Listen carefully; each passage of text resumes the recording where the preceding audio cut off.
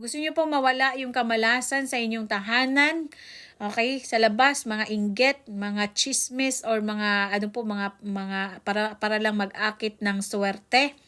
Ay yung gawin po, yung apple cider. Kung wala kayong ano po, yung white vinegar maganda, pero maganda talaga apple cider. Okay? Apple cider. Ito po ay i-mix mo ng 1 liter na tubig. Yan po ay iyong ano sa labas ng iyong tahanan or mag-flush ka ng inyong toilet. Asin kasi medyo ano.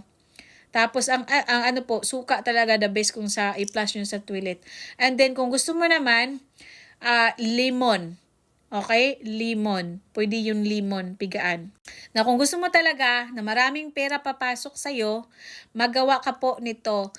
Maglagay sa isang malaking bowl, lagyan mo maraming asin, lagyan mo ng 6 na bawang na buo, tapos lagyan nyo ng mga limonsito. Yan po ang magpapayaman sa tao. Lagay nyo lang dyan sa hapagkainan or near entrance of your home. Legit yan. Try nyo yan. Pati yung apple cider. No? Yan po. Or kung wala niyan, gusto nyo makatipid, ano po, dahon ng laurel at rosemary leaves, the best yan. Pang map, pang ano po, pang ano sa labas din. The best yan na pampaswerte.